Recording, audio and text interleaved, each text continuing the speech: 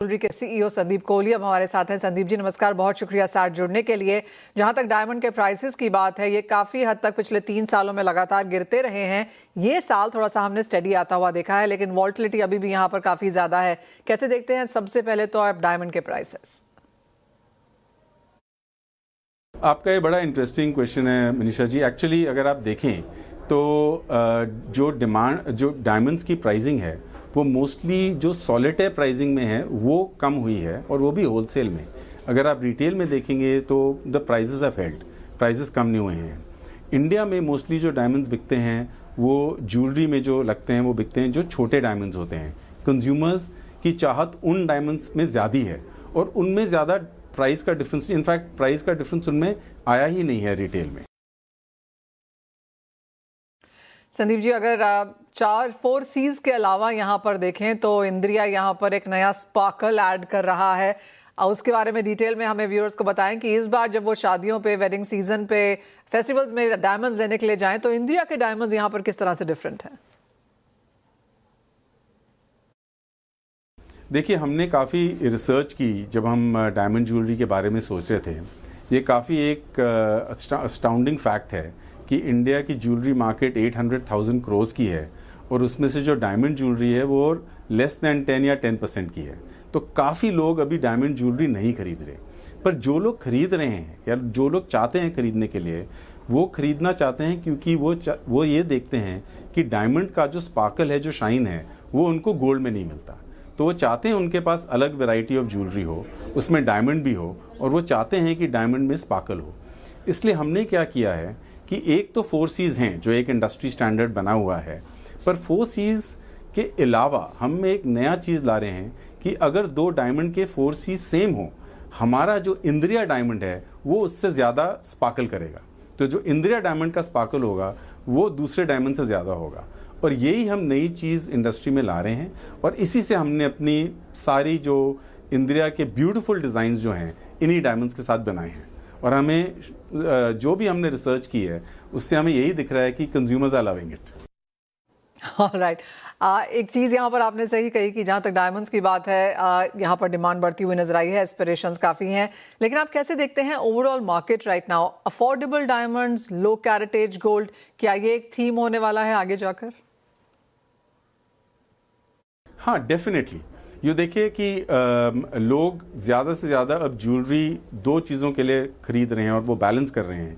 एक तो इन्वेस्टमेंट के लिए पहले से होता था, पर अब वो ज़्यादा अपने ब्यूटी को एक्सप्रेस करने के लिए भी ज्वेलरी ख़रीद रहे हैं। और जब वो इस रीज़न के लिए ख़रीद रहे हैं, वो चाहते हैं कि उनकी ज्वेलरी में रेपर्टोयर हो, एक रेंज हो, और उस रेंज में डायमंड ज्वेलरी का भी एक रोल प्ले है। सो इसीलिए लोग डायमंड ज्वेलरी भी खरीदेंगे। और जब डायमंड ज्वेलरी लोग खरीदते हैं तो वो डायमंड के लिए खरीदते हैं, तो उसमें गोल्ड का महत्व थोड़ा कम होता है। इसलिए वो ओपन है इस चीज़ के लिए कि 14 कैरेट हो और 9 कैरेट हो। जी हाँ, डायमंड ज्वेलरी में गोल्ड की महत्वता यहाँ पर कम हो जाती है।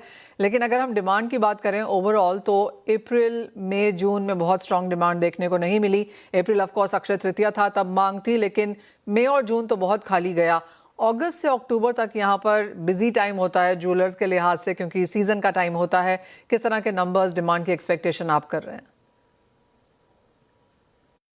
देखिए, हमारा अपना पूरा साल का कैलेंडर है जिसमें हमको पता है कि कब वेडिंग ज़्यादा होती हैं, क्योंकि 55% ऑफ ज्वेलरी वेडिंग लेट होती हैं। तो हमारे काफ़ी कलेक्शंस वगैरह, नए कलेक्शंस आते रहते हैं।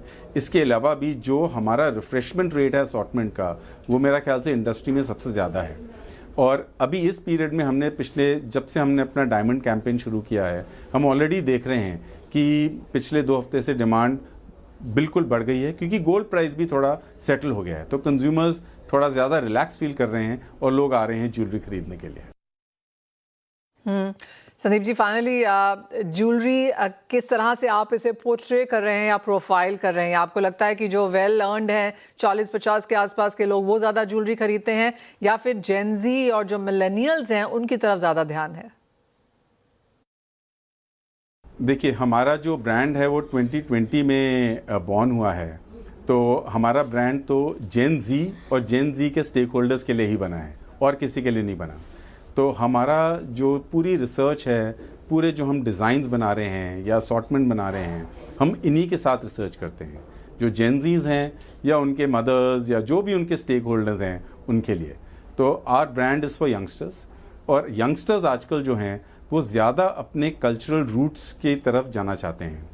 तो हमारे जो भी डिज़ाइंस हैं, किसी भी किस्म की ज्वेलरी हो, हम देखते हैं कि कौन सी कारीगरी है जो इंडिया में है, जो या भूलती जा रही है या लोगों को याद नहीं है, और उसको कंटेम्परराइज करके हम यंगस्टर्स को प्रेजेंट करें।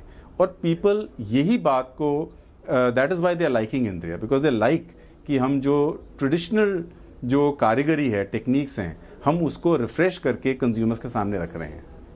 संदीप जी, एक फाइनल सवाल, और आगे जाकर इंदिरा के क्या प्लान्स हैं एक्सपेंशन, स्टोर इंक्रीजेस को लेकर? We are very excited actually Manisha, कि हमने ना 2 साल के अंदर ही करीब 81 स्टोर्स आज हमारे खुले हैं। मोर देन 40 सिटीज़ में हमारी एक्सपेंशन हो गई है। तो हम काफ़ी एक large scale in terms of expansion brand already बन गए हैं। हमारा अब महत्व ये है कि हम टॉप 3 ज्वेलर्स में आना चाहते हैं, पर हम ये चाहते हैं कि जो भी हम स्टोर खोलें वो राइट लोकेशन पे खोलें, राइट असॉर्टमेंट के साथ खोलें और राइट एक्सपीरियंस के साथ खोलें, क्योंकि हर स्टोर हर स्टेट में या हर सिटी में उसमें कुछ डिफरेंस होता है। तो हमारा फोकस इस चीज़ पे है। संदीप जी, एज ऑलवेज बहुत शुक्रिया साथ जोड़ने के लिए और तमाम डिटेल्स हमारे साथ शेयर भी करने के लिए। जैसा कहा गया कि 40 सिटीज़ में 81 स्टोर्स हैं जो 2 साल में खोले गए हैं, तो क्लियरली एक बहुत स्ट्रॉन्ग एक्सपेंशन हमने यहाँ पर इंदिरा की तरफ से आता हुआ देखा है।